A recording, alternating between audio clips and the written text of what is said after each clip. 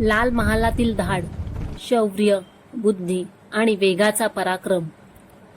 रात्र होती, शांत, पण त्या शांततेत एक वादळ दडलेलं होतं.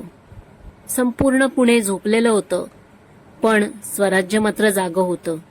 कारण त्या रात्री घडणार होता इतिहास. नमस्कार मित्रांनो, आज आपण पाहणार आहोत छत्रपती शिवाजी महाराज यांच्या पराक्रम कथेमधील आणखी एक पुढची कथा, लाल महालातील धाड. इसवी सन 1663 पुणे. लाल महालात मुघल सरदार शाहिस्ता खान आरामात राहत होता. भोवती हजारो सैनिक, कडक पहारा. त्याला वाटत होतं आता शिवाजी काहीच करू शकत नाही. पण त्याला हे माहित नव्हतं, तो राहत होता त्या घरात, तिथे एका वाघाने आपलं बालपण घालवलं होतं. दूर सह्याद्रीत छत्रपती शिवाजी महाराज आपल्या विश्वासू मावळ्यांसोबत बसले होते. शत्रूला जिथे तो सुरक्षित वाटतो तिथेच त्याच्यावर वार करायचा. योजना आखली गेली, मार्ग ठरवला आणि निवडक मावळे तयार झाले, ज्यांना खरं तर परत येण्याची खात्री नव्हती, पण विजयावर विश्वास मात्र होता. अंधारात एक वरात पुण्यात प्रवेश करत होती. ढोल ताशा, लग्नाचा बहाणा, पण त्या वराडात लपले होते तलवारी, धाडस आणि स्वराज्याची जिद्द. पहारेकरी गाफील होते, अर्धवट झोपेत पेंगुळलेल्या अवस्थेत होते, त्यामुळे कुणालाही संशय आला नाही. आणि महाराज सहजपणे लाल महालाजवळ पोचले. वेळ मध्यरात्रीची. हळूच दरवाजे उघडले गेले. महाराज आणि मावळे आत शिरले आणि क्षणात तलवारी बाहेर आल्या.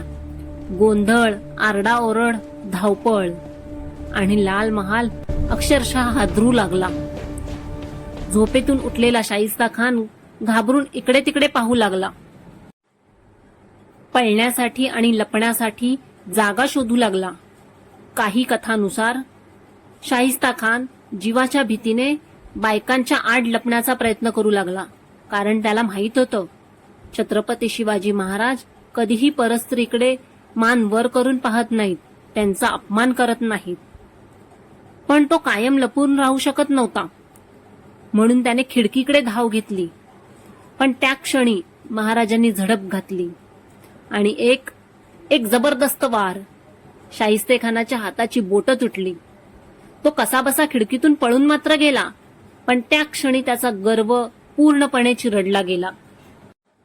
आणि त्यानंतर इतर मावळ्यांच्या सहाय्याने काही मिनिटातच सगळं संपलं. महाराज आणि सगळे मावळे सुरक्षित बाहेर पडले आणि त्या रात्री एक संदेश संपूर्ण भारतात पसरला, स्वराज्य जिवंत आहे. शाहिस्ता खान घाबरून पुणे सोडून निघून गेला आणि मुघल साम्राज्याला जबर धक्का बसला. हा हल्ला फक्त तलवारीचा नव्हता, हा हल्ला होता तो बुद्धी, वेग आणि अचूक नियोजनाचा पराक्रम. जिथे शत्रू सुरक्षित होता तिथेच शिवरायांनी वार केला. धाडस म्हणजे अशक्य वाटणाऱ्या ठिकाणी विजय मिळवणं. लाल महाल आजही साक्ष आहे त्या सिंहाच्या पराक्रमाचा. पराक्रम म्हणजे फक्त युद्ध नाही, तर योग्य वेळी घेतलेला योग्य निर्णय असतो. बोला छत्रपती शिवाजी महाराज की जय. जय शिवराय.